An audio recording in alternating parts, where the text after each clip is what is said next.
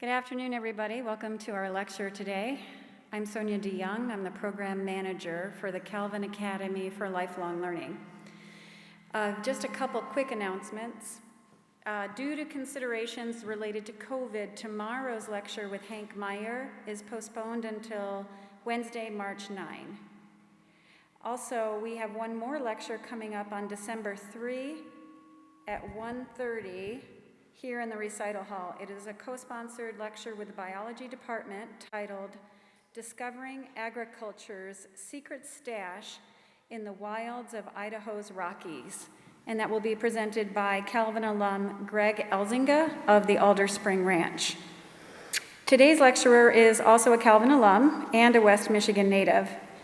Tim Van Deelen is a professor in the Department of Forest and Wildlife Ecology at the University of Wisconsin-Madison and has been on the faculty since 2004.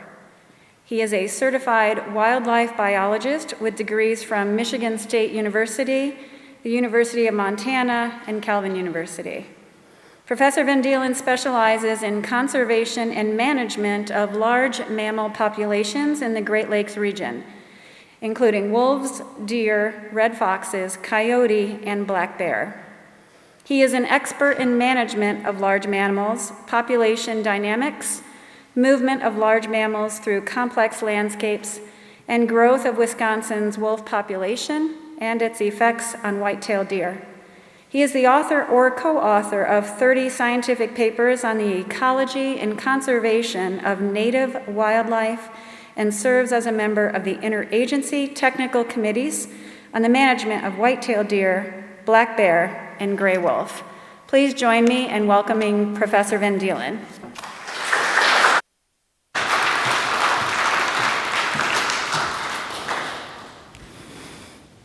Thank you for that kind introduction, and thank you to Calvin's Lifelong Learning Program for this introduction. You can't imagine how intimidating this is. I'm probably related to half of you. And I think the other half were connected by friends of friends or something like that. I've been back in Grand Rapids since Friday night, traveling with a colleague of mine. We were here for the BioLogos meeting, and I got to see a little bit of the Dutch bingo through the eyes of a friend of mine. And we were playing it in different corners here just while the talk was started. But it's good to be back. I didn't think I'd ever have a meal at the Knollcrest cafeteria again, but there you go. So I'm going to start here. This is Indigenous Peoples Day. You and I are on stolen land. I never realized that until I was into my 50s.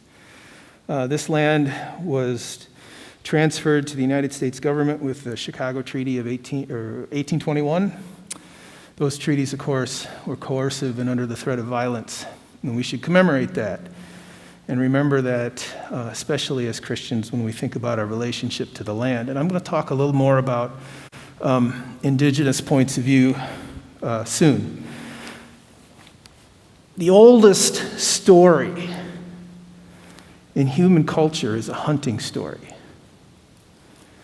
This, of course, is a cave painting from France, but you see similar paintings in the Boundary Waters.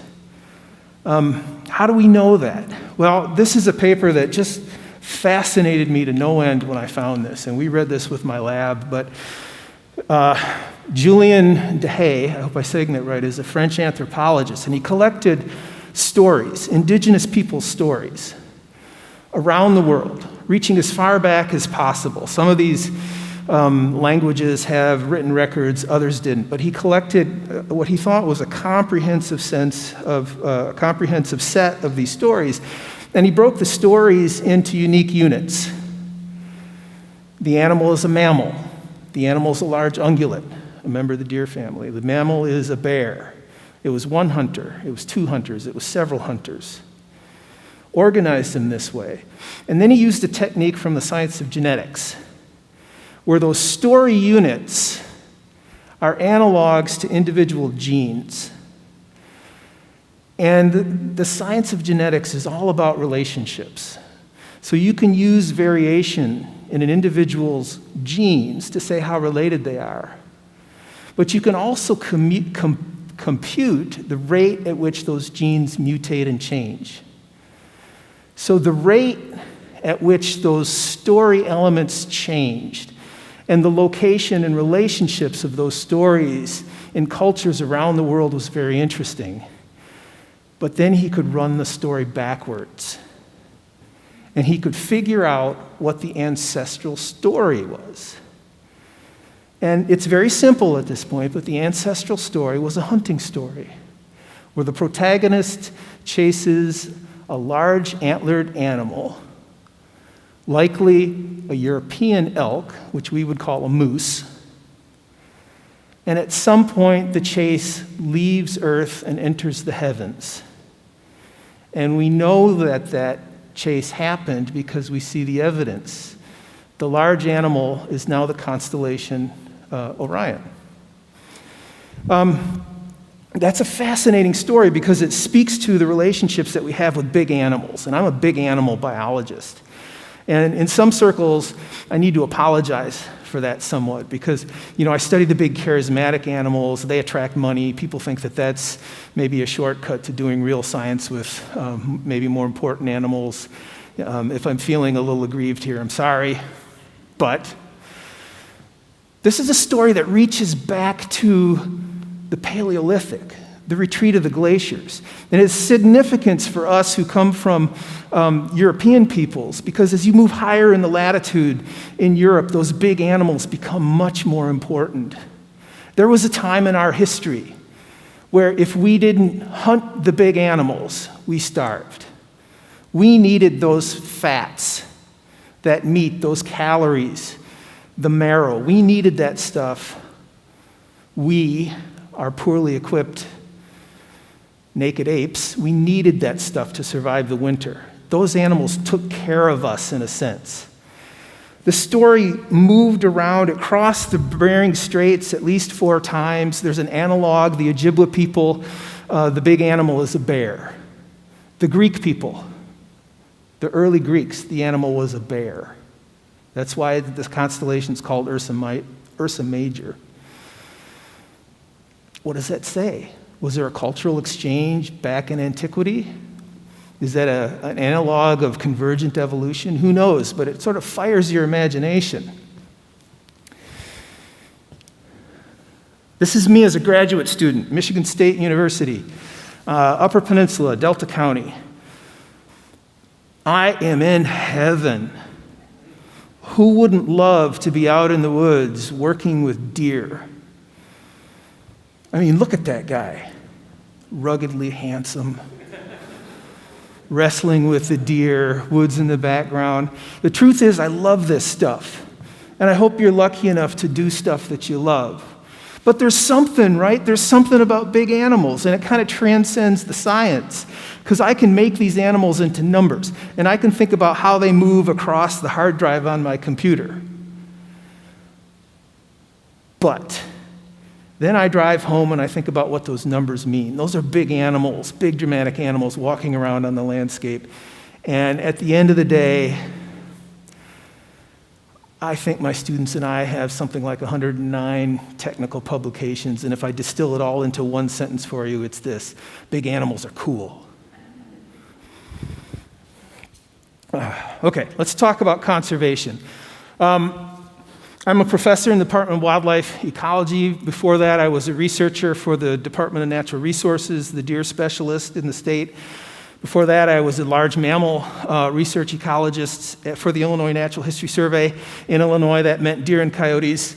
PhD from Michigan State, master's degree from University of Montana, BS in biology from Kelvin University now. Yay. And I put my high school up there, Unity Christian, because I think this is the only audience I'll ever talk to where that might be meaningful. Okay, this is where I live. This is my professional history. The roots of conservation in North America are very deeply involved in the kind of science I do. I do applied science, so we ask questions about how do we have enough game animals for hunting, and how do we recover endangered species so they don't go extinct, and how do we manage the habitat, and the hunting so that we can minimize human problems. That's the world I run in, and it comes out of this. It comes out of our ancestors coming to the New World, moving the native people off the land.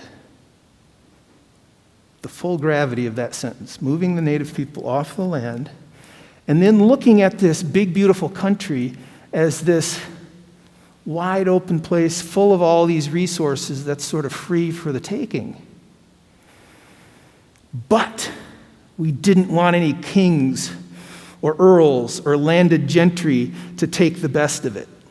That's what our ancestors put up with in Europe, and that's the way we've been taught to teach it. So we came up with a system which would give the access to these big animals to everybody.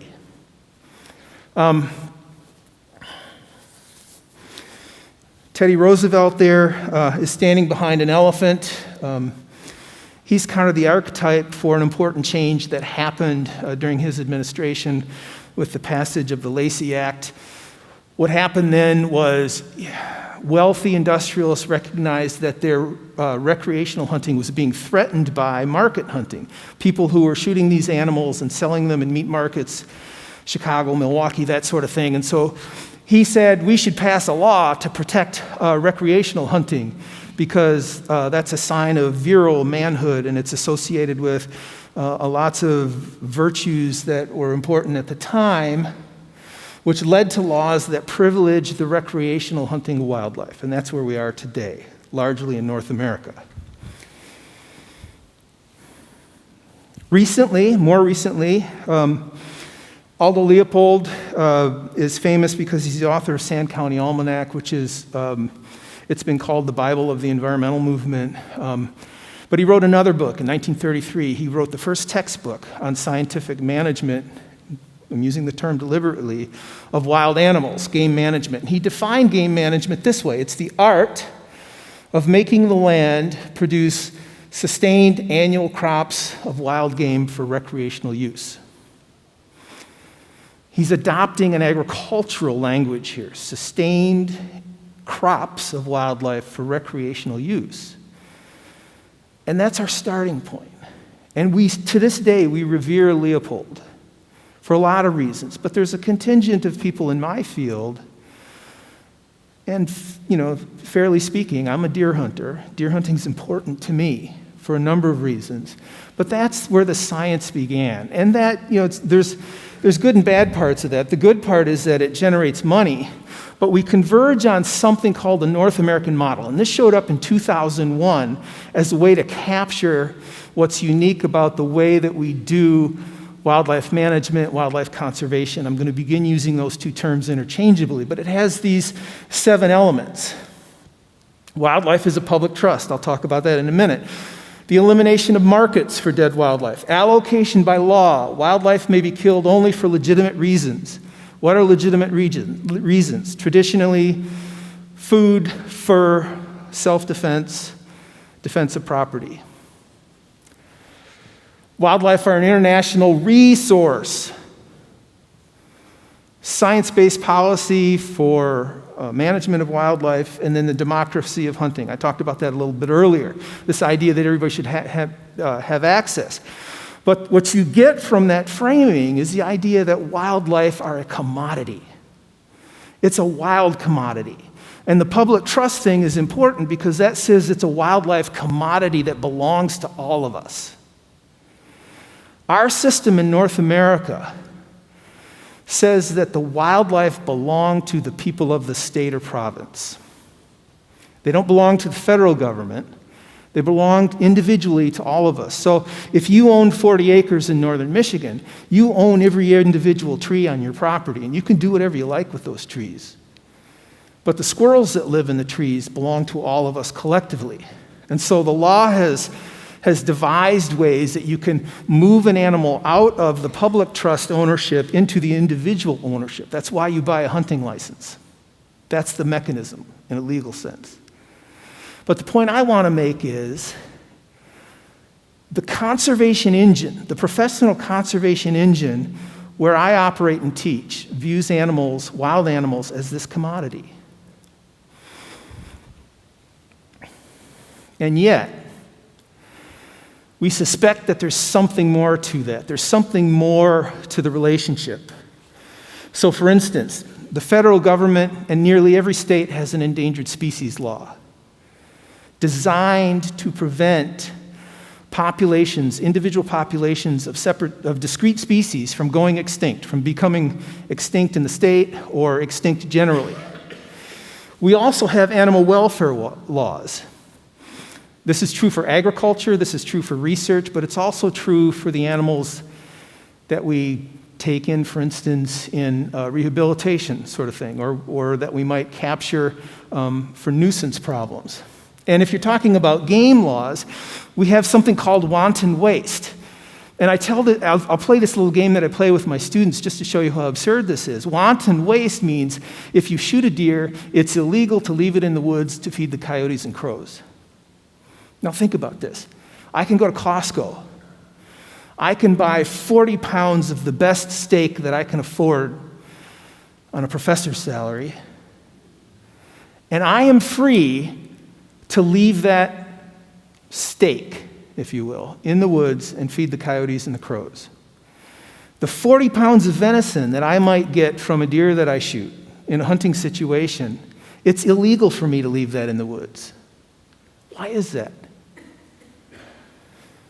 It's because we sense intuitively that there's something special about these animals. Something that kind of begins to tick away, or pick away, rather, at the idea that these animals are simple commodities. Same with weapons regulations. It's perfectly, a .22 rifle, for those of you who don't know, that's a small bore rifle, has very little power, has a small bullet. The bullet is smaller than the diameter of a pencil. Now, you can kill a deer with a .22 rifle. You can do it. You have to be careful about shot placement, but it's illegal in most states to hunt deer with a .22. The reason being, we don't want that animal to die a bad death. We want to make sure that when the hunter pulls the trigger, that animal dies as soon as possible. That's a welfare issue. If it's just a commodity, why do we care? Life stage regulations. In some cases, you have to make a distinction between whether it's a male or a female or young of the year before you pull the trigger. Now, that might have some population implications, but much of the time it's because we have a sense that certain classes of animals are fair game, note the term, while others are not.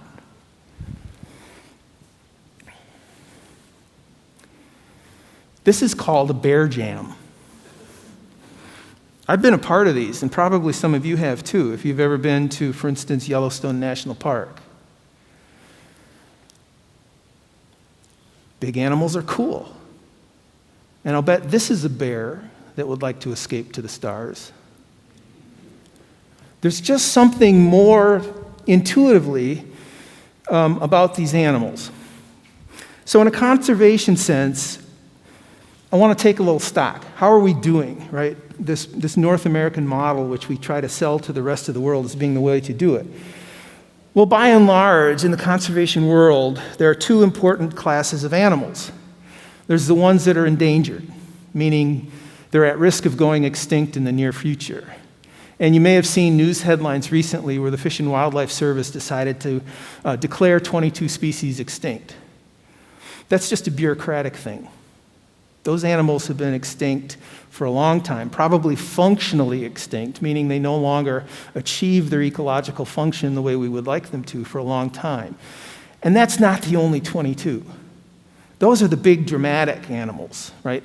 This is an ivory-billed woodpecker, also called the good Lord bird, because people evidently, when they found those things, exclaimed out in amazement that such a crazy bird could exist. And we pay attention to those charismatic ones, and we forget that most of the extinction is happening to small animals. Insects, mollusks, invertebrates of all sorts, things that haven't even been described by science. And that goes under the radar for most of us, but I think it aggrieves the Creator. The other class, of course, is overabundance. And some of that overabundance is self-inflicted. That is the incredibly rare white-tailed deer. We've got so many deer around that they're a nuisance in most of our eastern cities, right? I'm doing research on this right now. Chicago, Milwaukee, Madison, probably Grand Rapids. Why do we have so many deer? Well, there are two reasons. One is we've changed the habitat dramatically to favor early successional forest types that provide lots of food for deer. The other thing is we've removed the big predators by and large. And the deer population has responded so well that you could not physically put enough wolves in Wisconsin and Michigan to quote unquote control the deer population anymore.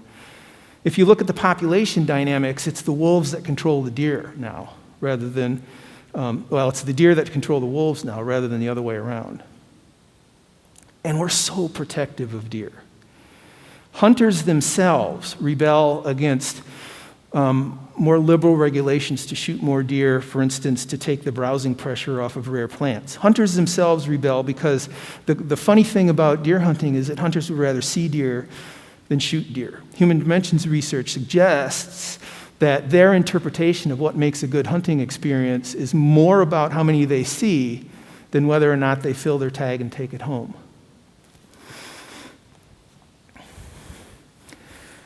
Here's the big picture. The biomass distribution on Earth. These are the living elements of creation. Most of the biomass is plant life. The big green blob over here. If you take all of the animals, which are in that little tiny corner there, and you blow that up, this is what the animal biomass looks like. Most of the animal biomass is arthropods, insects, and birds. Wild birds are that tiny, tiny little magenta triangle. Wild mammals are this little bitty orange triangle. We call those animals wildlife. The rest of them are something else. And that's our bias. Now, don't tell anybody, but I've become very mercenary about conservation. I'm willing to use that bias to push for care of creation, which has been a topic of conversation this week. From the same study, so this is an illustration from The Guardian. Of all the mammals on Earth, 96% are livestock and humans. Wild mammals, the kind that are cool, are 4%. 83% of wild mammals have been eliminated in the past 50 years. That's my lifetime, plus a little.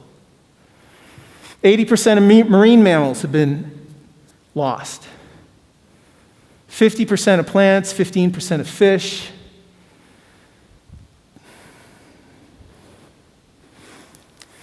It began about 1500, coincident with the birth of John Calvin.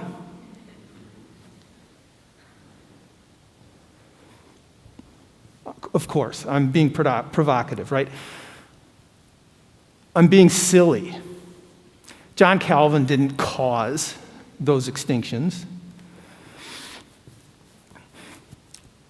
The scientist in me would be quick to say that sort of correlation doesn't mean causation. That's not a correlation. What you're looking at is an association. That doesn't mean causation either, but it could hint at some more complex interrelationships. Well, that also coincides, sort of, with the birth of Francis Bacon, who gave us the scientific method, and with René Descartes, who convinced us all that humans and the rest of nature are just completely different.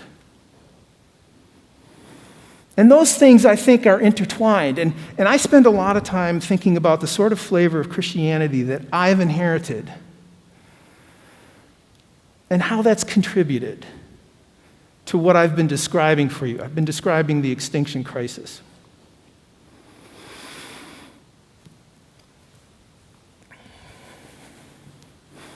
This is from the IUCN, the International Union for the Conservation of Nature, an international panel that keeps track of species and then rates them on their risk of extinction. The blue lines there are the estimated percentage for each of those taxon groups of species that are either endangered or threatened. There's a lot of red and orange on that picture. And again, what I'm not showing you, for the most part, is a lot of the smaller animals that are going extinct under the radar. What must the Creator think? What must the Creator think when you reflect on the fact that most extinctions today are happening because there's some way connected to human activities? Habitat alteration, hunting, not so much regulated hunting anymore, but there's plenty of hunting that goes on that's unregulated. Pollution, altering the ecosystems in other ways. And the biggie, of course, is climate change. Everything now is getting back to climate change.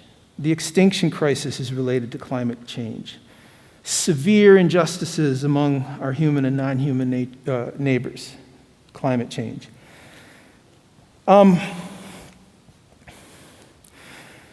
This is almost me stepping in for a commercial because I told myself that I was going to say this in some way every time I had an opportunity, every time I'm given an audience. This is so important. Climate crisis is humanity's most urgent responsibility. It's our most urgent work. It clouds everything. This is what the church needs to be about. I'm convinced about it. I've been talking about it all weekend to the point where my voice cracks.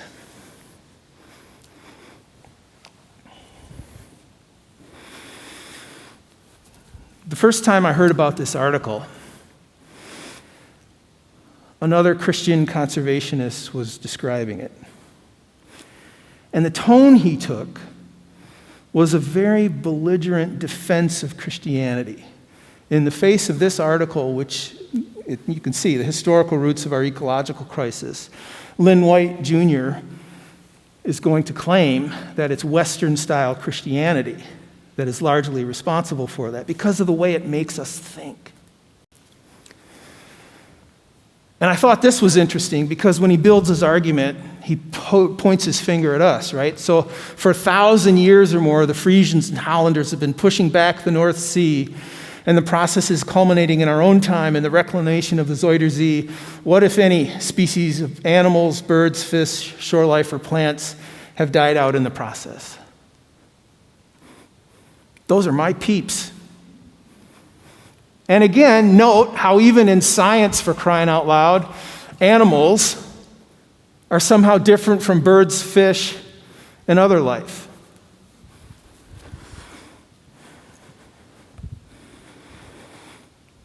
And if you think that we're sort of removed from that, that article was written in 1967. Let me tell you a little bit about where I woke up this morning. That yellow icon, that's about as close to my parents' condominium as I could put the icon. It actually covers the whole complex at this scale. But do you see the river channel? Do you see it?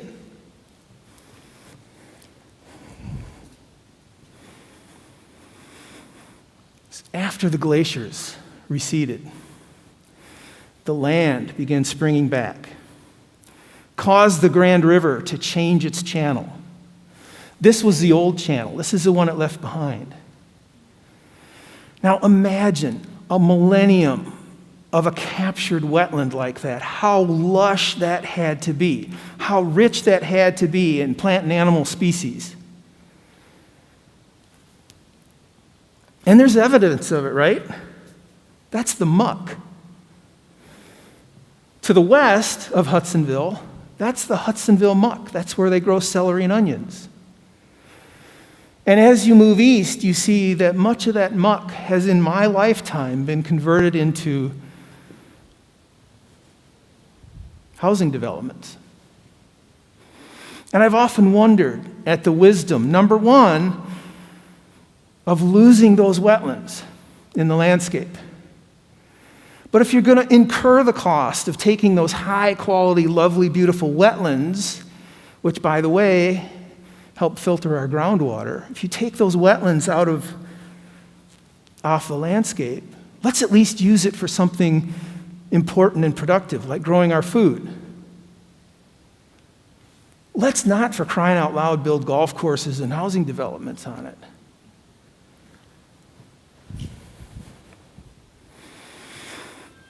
Lynn White again. Especially in its Western form, Christianity is the most anthropocentric religion in the world.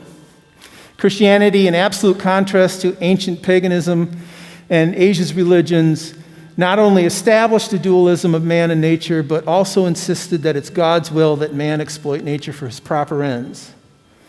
At the level of the common people, this worked out in an interesting way. In antiquity, every tree, every spring, every stream, every hill had its own genius loci, its guardian spirits.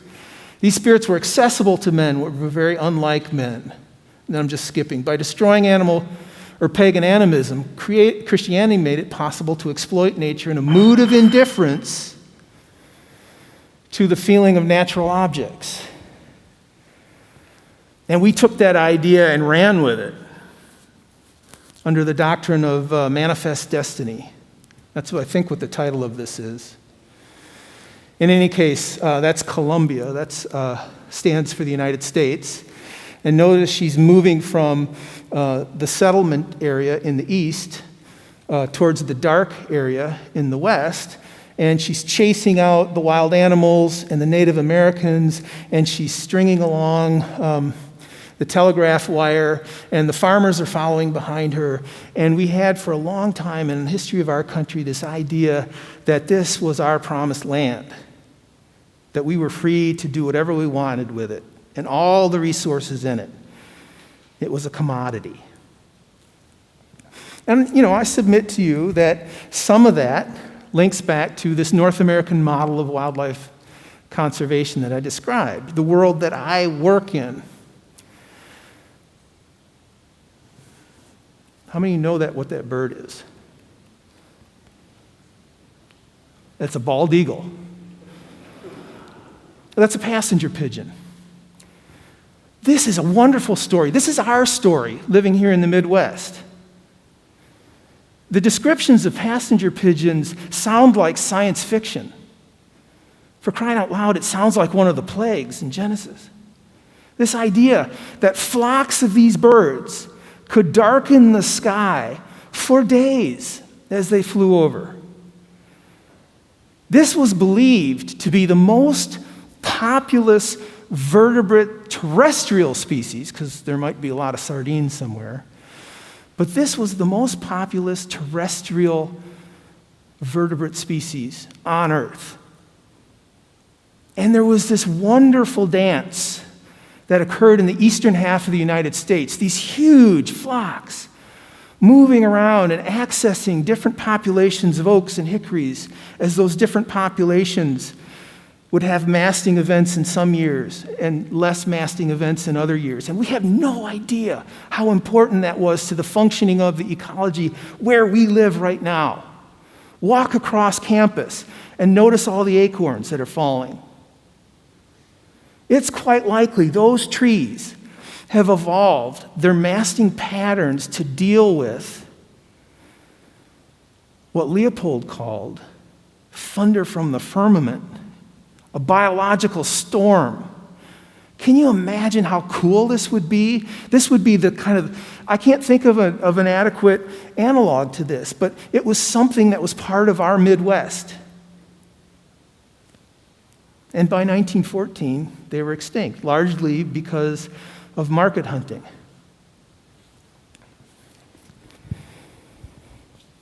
And now I'm getting closer to my own world. And this is one of my favorite images. I found this, as it says, in the Library of Congress online, but I give a lot of talks on wolves and deer and wolves and deer. And I sometimes show this because your first reaction is, oh, that's a wolf. And then you look at it and you say, oh, that's not really a wolf. That's a taxidermy mount designed to look like a very snarly, evil wolf. That's human agency there in manipulating the vision of the wolf. And then you look closely And oh my gosh, in the backyard, there's some figure, human figure, and he's looking forlorn. And why is he forlorn? Because there's a deer skull under the wolf. And it's not just any deer, right? It's a big branch-antlered deer, the kind of deer that the deer hunters want to hunt. And I like to say, well, I would like to say that we're beyond that now. That those sort of perceptions are no longer part of the landscape, because we've had, in my case, in my field's case, nearly 80 years of good science. But in fact, we still fight these battles over the perceptions of these wolves. And this is happening right now in Wisconsin, for those of you who pay any attention to the news. And it's something that really it's the number one request I get for speaking has to do with wolves. People want to know about wolves. And then afterwards, people want to tell me about wolves. And deer. In 2008 in Wisconsin, we have a ridiculous short 15-day deer season.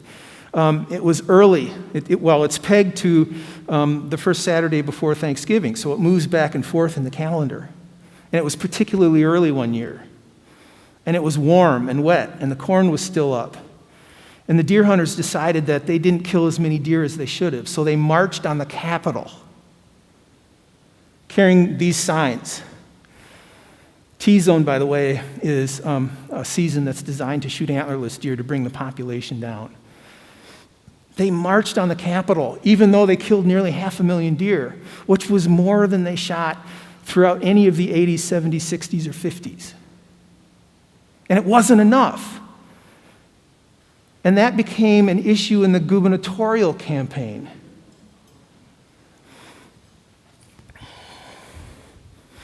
And here we are today in a hot controversy over how to manage wolves in northern Wisconsin. Currently, we have 1,000 to 1,300, somewhere in that neighborhood. And by law, we have to hold a hunt. We have no way out of this because it's a state law. And the question then becomes, well, what are the details? How many? And so the Ojibwa tribes in the north have sued the state. They have a treaty right which entitles them to half of the allowable harvest for whatever it is, fish, deer, whatever it is. But they want their half of the wolf harvest to be counted as live wolves. They are asserting a usufructuary right. The previous administration said, oh, no. If you're going to use your half, then those have to be dead wolves. And this hasn't been tested in the courts yet, but that's where we're headed. And the Ojibwe people have a very interesting relationship to wolves. Number one, they consider wolves to be their brother. And they have a prophecy which says that back in their history, the Creator said, humans and wolves are brothers, but you have to travel in different directions. However, whatever happens to one happens to the other. Now filter the idea of a wolf hunt through that kind of cosmology.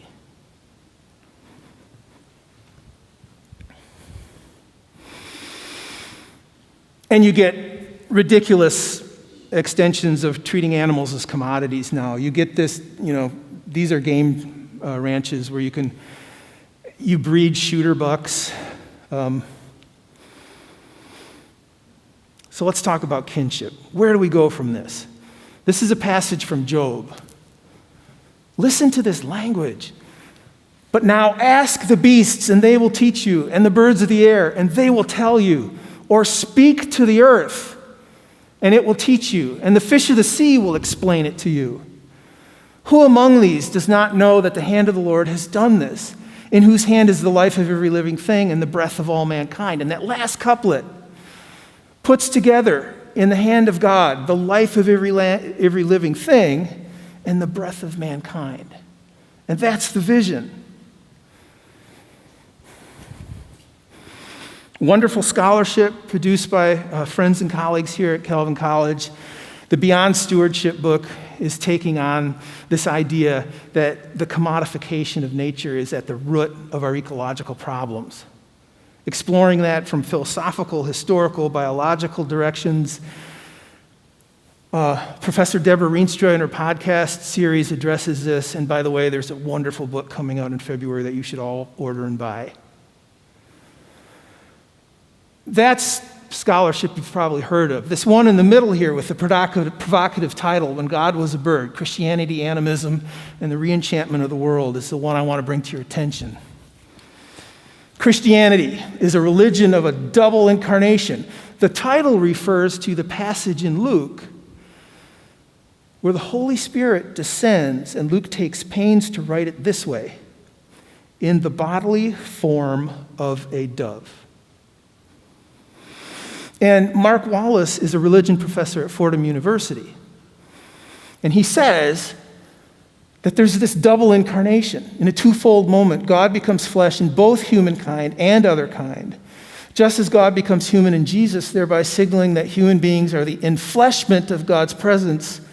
So also by becoming avian in the spirit, God signals that other than human beings are also the realization of God's presence.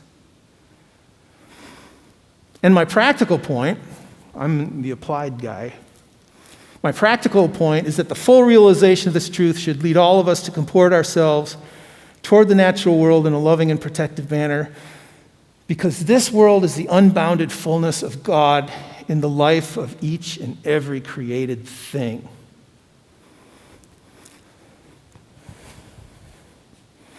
And then he says about the pigeon, since he was talking about dove kind, my suggestion is that that tragedy 100 years ago is the tragedy of God in our time as well. The massive extinction of this wild bird blots out the presence of divinity among us. And that may sound challenging. It was challenging for me when I first encountered it. And I'm just a deer nerd. So, if you're a theologian, if you're a philosopher, here's some points to think about. Recovery of vital animism is biblical. Mark Wallace argues this. We need a critical evaluation of European enlightenment, those accretions on our faith, and what that means for how we interact with creation. And that this human commodification of non-human nature needs an ethical framework that first honors the intrinsic value. So you all work on those first 3 points, and I'll work on the fourth.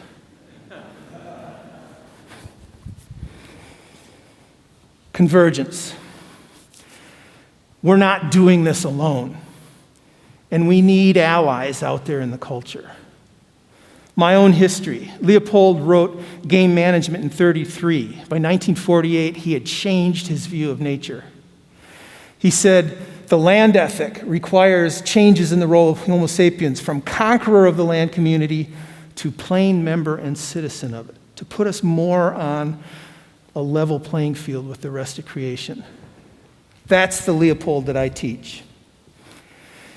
Even Lynn White, and I'm running low on time here, so I'm going to say, since the roots of our trouble are so largely religious, the remedy must also be essentially religious, whether we call it that or not. We need to rethink and refeel our nature and destiny. The profoundly religious but heretical sense of the primitive Franciscans for the spiritual autonomy of all parts of nature may point a direction. He says, I propose Francis as a patron saint for ecologists. If you know St. Francis of Assisi, you know that his Franciscans saw themselves not as conquerors, but brothers and sisters with nature. And my all-time favorite book currently, except for the Bible, Braiding Sweetgrass. This whole book is about kinship. The entire book is about it. And she tells wonderful, beautiful stories to convince you. And she's speaking out of her, she's an enrolled member of the Potawatomi tribe. She's speaking out of her Native American background. And it's something we Christians desperately need to learn. This idea of kinship. And what you see here, these bullets are something that she calls the honorable harvest. And I would submit to you that the language she uses sounds much more like the language of Job than the language I sometimes hear from Christians.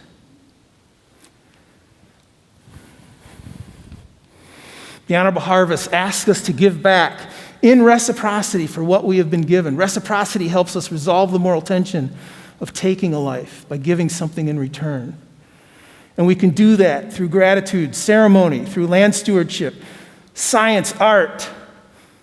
You interdisciplinary Calvin people, there's your cue. And everyday acts of practical reverence. That's a phrase that I really love.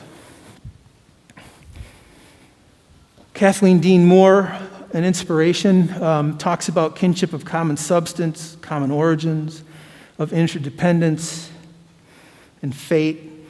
And this is where I took my title from. This is a talk that she gave, I think it was the Festival of Faith and Writing back in 2019. We have this great coming together. That's what I'm arguing for. This great confluence of understanding that all the religions of the world, all the indigenous wisdom, all the ecological wisdom, all the evolutionary wisdom is coming together to tell us that we are a kinship of living beings. We're all interdependent. We're not all exceptional. And we live in these communities of thriving that are essential to our well-being. That's now the vision I'm going to try and teach. And in a sense, we're full circle. We're back where we started.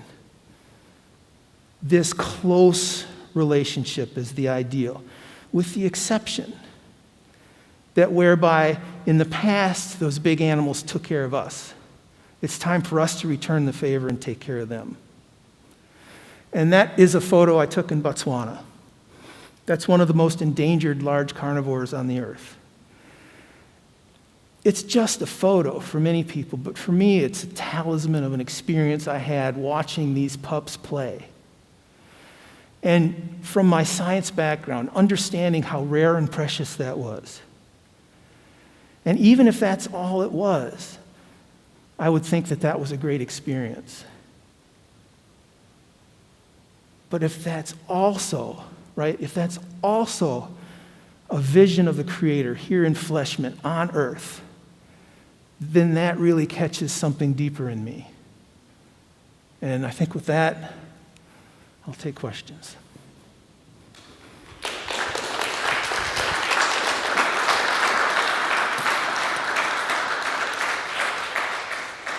So yes, I am live. Okay, so I'm going to ask if you would raise your hand for a question, and then to make sure that I can move quickly, the next person should have their hand raised so I can get there fast. Go ahead, Dan. Tell us the story of these pups. How did you get that picture? What kind of animal are they? That's an African wild dog. I guess there's a great Christian allegory there because African wild dogs are sort of famous for depending on their families for survival. In the environment that they live in, they have to compete with a lot of other large carnivores. So in order to provide enough food for their pups, they have to hunt and live communally, which means that it's not just the parents that take care of the pups. It's the siblings that were born years earlier. It's other adults that hang around in the group. It's really a pack system like the wolves have, only more so. And part of the reason that they're endangered is because you reach a point where you can reduce the density, right, through poaching or through other sorts of mortality. And because the family groups are not big enough, pup survival begins to degrade and the whole population begins to decline. So you don't have to kill all the animals to cause an extinction. In a species like this, you just have to drop it below some threshold, and then the growth rate becomes negative.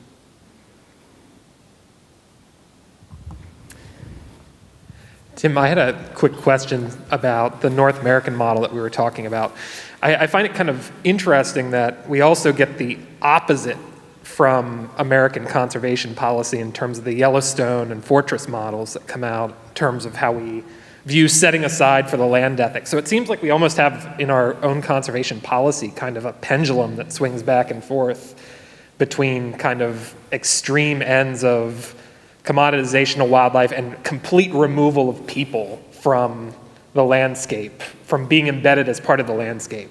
Now maybe there's some correlations between how we view the land there, but both have led to alienation of indigenous peoples from their landscape and kind of poor outcomes. So how do we, from a policy perspective, how do we push for policies that kind of mirror this land ethic of reciprocity, or the gift economy that Robin Wall Kimmerer comes up with? Because I think that's presents, because I think that's such an important.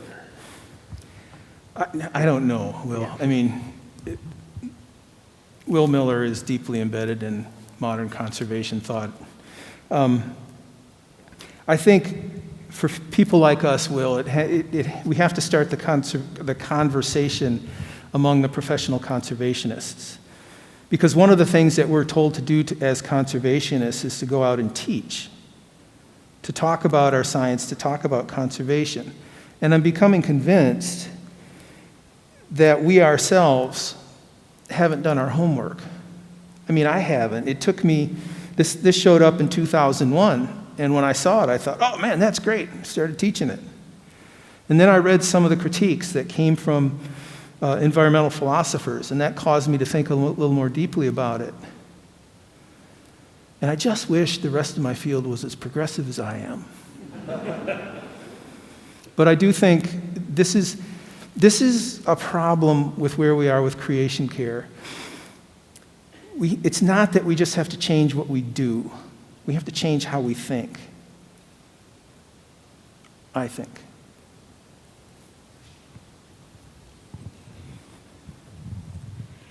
You said you're a deer hunter, and I keep thinking of that when I'm looking at that sentence or partial sentence.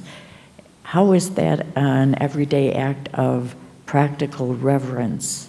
I don't quite see how they can go together. Right.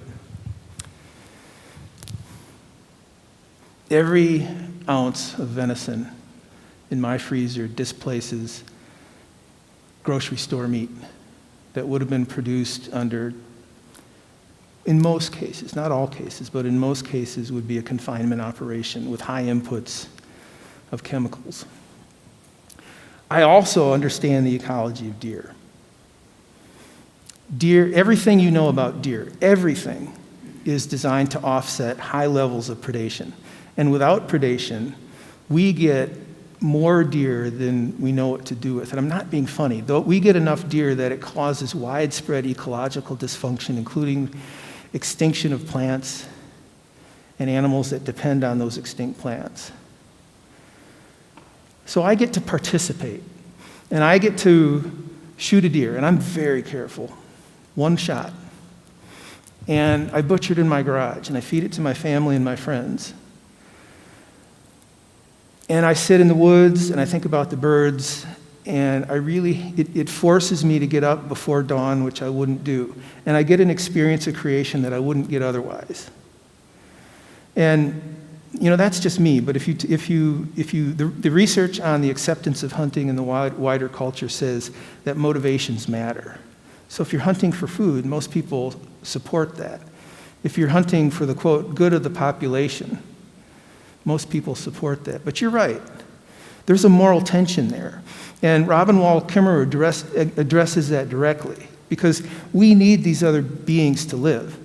And so I can enjoy getting my meat from deer like I can enjoy growing tomatoes in my garden. But I have to be careful with that. And in my own mind, to be fair, I'm working through that. Any other questions? While you're thinking, I do want to note that we are already blessed as a program that Deborah Rienstra is going to teach her book, Refugio, for us in the spring. So thankfully, we already have her booked. So if you are enjoying today's lecture, then you certainly want to look for that in the spring. Any other questions?